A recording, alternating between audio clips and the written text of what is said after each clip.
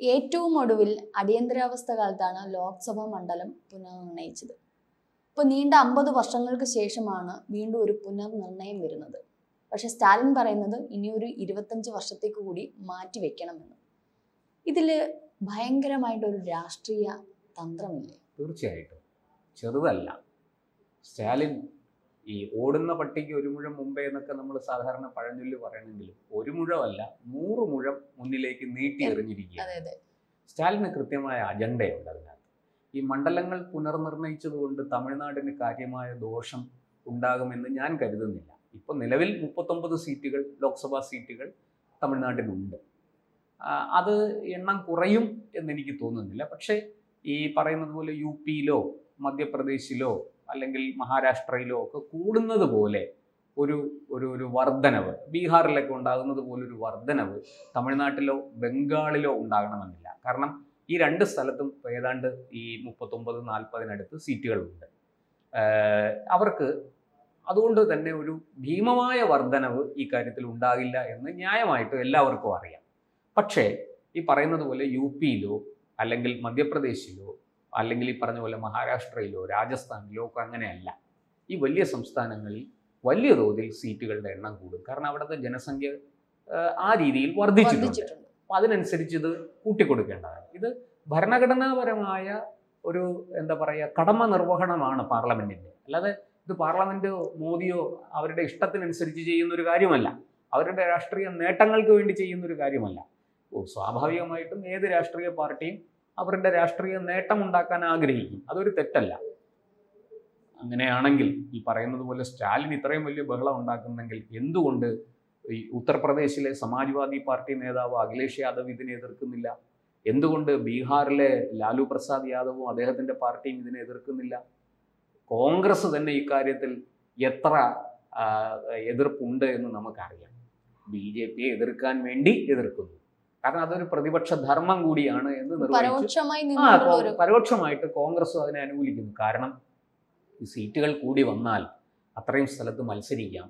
അത്രയും എം.പിമാർ ഒരുപക്ഷെ ജയിച്ചു വന്നാലോ അതൊക്കെ ഭാവിയിൽ ഭരണമാറ്റത്തെ. പക്ഷെ യു പി പോലുള്ള സംസ്ഥാനങ്ങളിൽ ജനസംഖ്യ വർധനവ് ഉള്ളതുകൊണ്ട് ഇവിടെ ഒരു മണ്ഡല പുനർനിർണയം അത് ആവശ്യമാണ്. അത് നല്ലൊരു കാര്യം തന്നെയാണ്. കൂടുതൽ രാഷ്ട്രീയ പാർട്ടികൾക്ക് അത് ഗുണം ചെയ്യുന്ന കാര്യമാണ്. പക്ഷെ അത്തരത്തിൽ ദക്ഷിണേന്ത്യൻ സംസ്ഥാനങ്ങളിലോട്ട് വരുമ്പം ജനസംഖ്യ നിയന്ത്രണമുണ്ട്. ഇപ്പൊ സ്റ്റാലിനും മറ്റുള്ള നമ്മുടെ പിണറായി ഉൾപ്പെടെയുള്ളവർ പോയിരിക്കുന്നത് ജനസംഖ്യ നിയന്ത്രണമുള്ള സംസ്ഥാനങ്ങളിൽ ഇത് വളരെയധികം മാറ്റം, അതായത് വളരെ ഒരു പ്രശ്നങ്ങളിലേക്ക് വഴിതിരിക്കും. ഒരു പക്ഷേ ഇവർക്ക് പാർട്ടിയിലെ ഇവരുടെ സീറ്റുകൾ അല്ലെങ്കിൽ ഇവരുടെ വിജയ ശതമാനം കുറയുവാൻ സാധ്യതയുണ്ട്. സീറ്റുകളുടെ എണ്ണം കുറയും. ബി.ജെ.പി പ്രത്യേകിച്ച് കേരളത്തിലാവുമ്പോൾ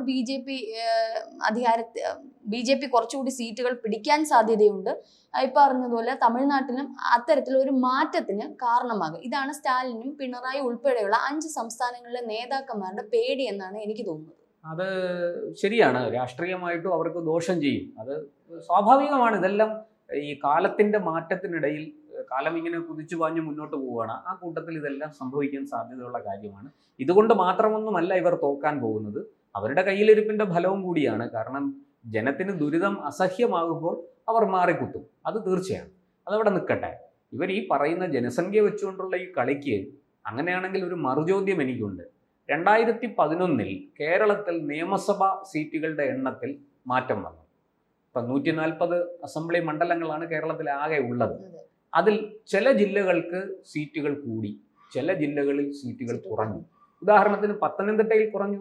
കാരണം പത്തനംതിട്ട ജില്ലയിൽ ജനസംഖ്യ ക്രമാതീതമായി വർദ്ധിച്ചിട്ടില്ല. അപ്പോൾ നാമമാത്രമായ വർധനവ് പോലും അവിടെ ഉണ്ടായിട്ടില്ല. അത് അങ്ങനെ ഒരു നിലയിൽ മുന്നോട്ട് പോവുകയാണ്.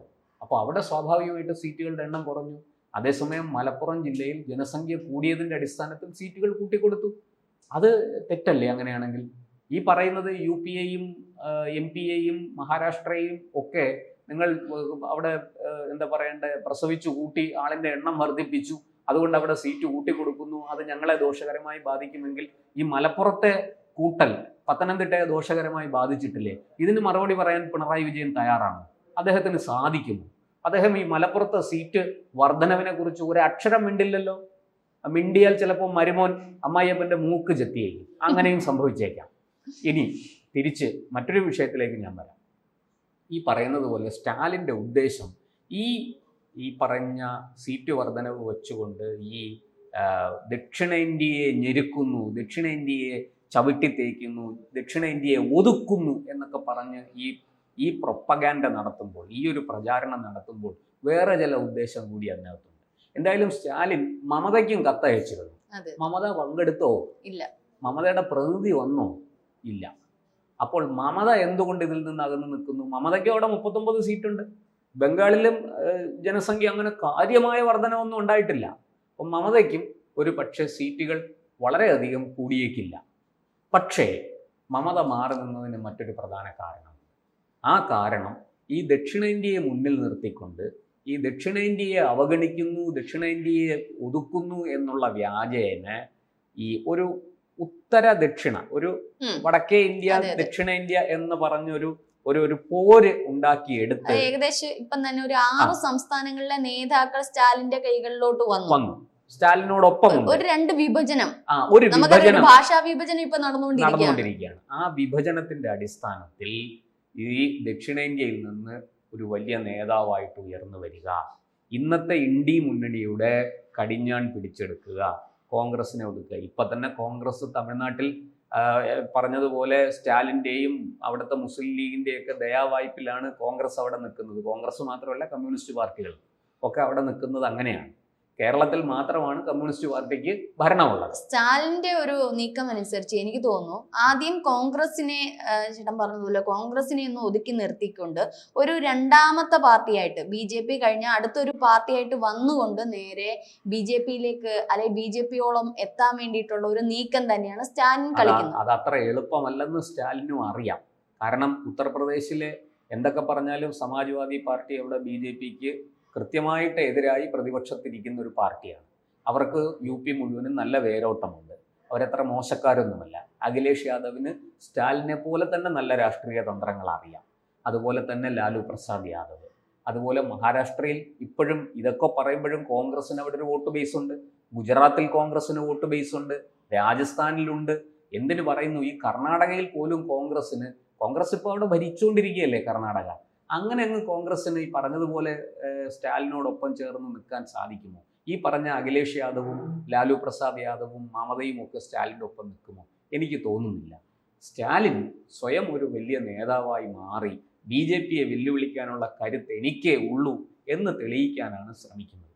അതിലൂടെ ഈ ദ്രാവിഡ രാഷ്ട്രീയം കൂടുതൽ അരക്കിട്ടുറപ്പിച്ച് ജാതിവാദം കൂടുതൽ ശക്തമായി ഉന്നയിച്ചുകൊണ്ട് തമിഴ്നാട്ടിൽ BJPയുടെ വളർച്ച തടയുക, അതുപോലെ മറ്റു രാഷ്ട്രീയ പാർട്ടികളെ മുഴുവനും ഒതുക്കി തൻ്റെ പക്ഷത്ത് നിർത്തിക്കൊണ്ട് തമിഴ്നാട്ടിലൊരു ഭരണ തുടർച്ച, ഒപ്പം ഇന്ത്യയിൽ BJPക്ക് ഒരു എതിരാളിക്ക് ഒരു പോരാളി എന്നൊക്കെ നമ്മൾ ഈ ഡിങ്കന്റെ കഥയിലൊക്കെ വായിക്കുന്നത്. കോൺഗ്രസ് നമുക്ക് തന്നെ അറിയാം. കോൺഗ്രസ് എന്നൊരു പാർട്ടി ഇപ്പം മോദി സർക്കാർ മൂന്നാമതും അധികാരത്തിലേക്ക് വരുമ്പോൾ കോൺഗ്രസ് പാർട്ടി വളരെ തളർന്നുകൊണ്ടിരിക്കുകയാണ്. ഒരിടത്ത് മുന്നേറാൻ അവർക്ക് സാധിക്കുന്നില്ല. അതേസമയം സ്റ്റാലിന്റെ നേതൃത്വത്തിലുള്ള ഈ ഉത്തര ദക്ഷിണ ആ ഒരു സംഗമം ഒരു പക്ഷേ കോൺഗ്രസിനോളം എത്തുമ്പോൾ ഒരു പ്രതിപക്ഷ പാർട്ടിയായിട്ട് വരാൻ സാധ്യത, അതായത് കോൺഗ്രസ് ചതുരംഗ കളിയിലെ ബാക്കിൽ നിൽക്കുന്ന കുതിരയെ പോലെ മുന്നേറാൻ ശ്രമിക്കുന്നു എന്നുള്ള ഒരു സൂചന തന്നെയല്ലേ ഇപ്പോൾ നടന്നുകൊണ്ടിരിക്കുന്നത്. അതെ, സ്റ്റാലിന് അതാണ് ഞാൻ ആദ്യമേ പറഞ്ഞത്, സ്റ്റാലിന് കൃത്യമായ രാഷ്ട്രീയ അജണ്ടകളുണ്ട്.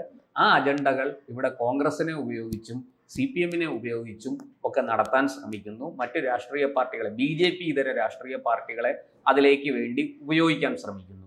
ആ കെണിയിൽ മമത വീണില്ല, അഖിലേഷ് വീണില്ല, ലാലു പ്രസാദ് യാദവ് വീണില്ല, കോൺഗ്രസ് വീണില്ല എന്ന് പറഞ്ഞ് നിൽക്കുകയാണ്. കാരണം ദക്ഷിണേന്ത്യയെ ബാധിക്കുന്ന ഒരു വിഷയമായതുകൊണ്ട് കർണാടകയ്ക്ക് അതിൽ പങ്കെടുക്കാതിരിക്കാൻ കഴിയില്ല. അതുകൊണ്ട് കർണാടക അതിലേക്ക് പോയി. പക്ഷേ ഇത് രാഹുൽ ഗാന്ധി അനുവദിക്കുമോ? കോൺഗ്രസ് നേതാക്കൾ, ഉത്തരേന്ത്യയിലെ AICCയിലെ മറ്റംഗങ്ങൾ, നേതാക്കൾ ഇത് അനുവദിക്കുമോ? എനിക്ക് തോന്നുന്നില്ല. ഇവിടെ ഒരു പരിധി വരെ ഈ പറയുന്ന പോലെ ദക്ഷിണേന്ത്യയെ അവഗണിക്കുന്നു എന്നൊക്കെയുള്ള വാദത്തിനോട് അവർ ചേർന്ന് നിന്നാലും സ്റ്റാലിൻ്റെ അജണ്ടയോട്, സ്റ്റാലിൻ്റെ രാഷ്ട്രീയ നീക്കത്തോട് കോൺഗ്രസിന് പൂർണ്ണമായിട്ടും യോജിക്കാൻ കഴിയും. പക്ഷെ ഇതൊരു ലോക്സഭകളിൽ പ്രമേയം പാസ്സാക്കുന്നതിനുള്ള തീരുമാനത്തിലേക്കാണ് എത്തിയിരിക്കുന്നത്. ഇത്തരത്തിൽ നമ്മൾ നിയമസഭകളിൽ അപ്പം ഇത്തരത്തിൽ നമ്മൾ രാജ്യസഭയിലും ഇവർ ഇത് ഉന്നയിക്കുമ്പോൾ ഈ ഒരു മണ്ഡല പുനർനിർണയം അത് ഏതായാലും റദ്ദാക്കേണ്ടി വരില്ല. അത് മണ്ഡല പുനർനിർണയം പൂർണ്ണമായിട്ടും നടക്കും. കാരണം 50 വർഷത്തിന് ശേഷമാണ്. തീർച്ചയായിട്ടും ഇതിപ്പോ മറ്റുള്ളവർ കോടതിയിൽ പോകും. കാരണം മറ്റു സംസ്ഥാനങ്ങൾ ഇത്ര കാലം ഇത് സഹിക്കുകയായിരുന്നു. കാരണം 50 വർഷത്തേക്ക് മണ്ഡല പുനർനിർണയം സാധ്യമായിരുന്നില്ല. അതിന് ലോക്സഭയിൽ തന്നെ നിയമം കൊണ്ടുവന്ന് ബില്ലൊക്കെ കൊണ്ടുവന്ന് പാസ്സാക്കിയതാണ് ഇന്ദിരാഗാന്ധി. അതെ, ചെയ്യേണ്ടിരുന്നതാണ്. അത് ഇത്രയും വൈകി. അപ്പോൾ സ്വാഭാവികമായിട്ടും ഈ ജനസംഖ്യ കൂടുതലുള്ള സംസ്ഥാനങ്ങൾ സുപ്രീം കോടതിയെ സമീപിക്കും. സുപ്രീം കോടതി തീർച്ചയായിട്ടും കേന്ദ്രത്തിനോട് ഇക്കാര്യത്തിൽ പരിശോധിച്ച് വേണ്ട നടപടി സ്വീകരിക്കാൻ നിർദ്ദേശിക്കും. എനിക്ക് തോന്നുന്നു ഇതൊരു അനിശ്ചിതകാലത്തേക്കൊന്നും നീട്ടിവെക്കാൻ നമ്മുടെ രാജ്യത്തിലേക്ക് ഇതൊരു ചർച്ചയായിട്ട് വന്നു. സ്റ്റാലിൻ എന്നൊരു മുഖ്യധാരയിലുള്ള ഒരു വ്യക്തിയുടെ നേർക്ക് രാജ്യത്തിലുള്ള എല്ലാ പ്രധാന വ്യക്തികളിലും ഒരു നോട്ടം വന്നു. സ്റ്റാലിൻ എന്നുള്ളൊരു സ്റ്റാലിനും മോഹം ഉണ്ടാവും പ്രധാനമന്ത്രി കസേരയിൽ ഒരു ദിവസമെങ്കിലും ഇരിക്കാൻ. കാരണം പണ്ട് ദേവഗൌഡ ഇവിടെ നിന്ന് ഉയർന്നു വന്നതാണല്ലോ, ദക്ഷിണേന്ത്യയിൽ നിന്ന് ഒരു ഇന്ത്യൻ പ്രധാനമന്ത്രി ഉണ്ടായി വന്നതാണല്ലോ. അപ്പൊ അതുപോലെ എന്നാ പിന്നെ ഞാനും ഒന്ന് ശ്രമിച്ചു നോക്കാം. കിട്ടിയാൽ ഊട്ടി, ഇല്ലെങ്കിൽ ചട്ടി എന്ന് പറഞ്ഞ അങ്ങനെ ഒരു ശ്രമമാണ് സ്റ്റാലിൻ നടത്തുന്നത്. കൂടുതൽ വാർത്തകളും വിശേഷങ്ങളും നിങ്ങളിലേക്ക് എത്താൻ ABC മലയാളം സബ്സ്ക്രൈബ് ചെയ്യുക, ബെൽ ബട്ടണും അമർത്തുക.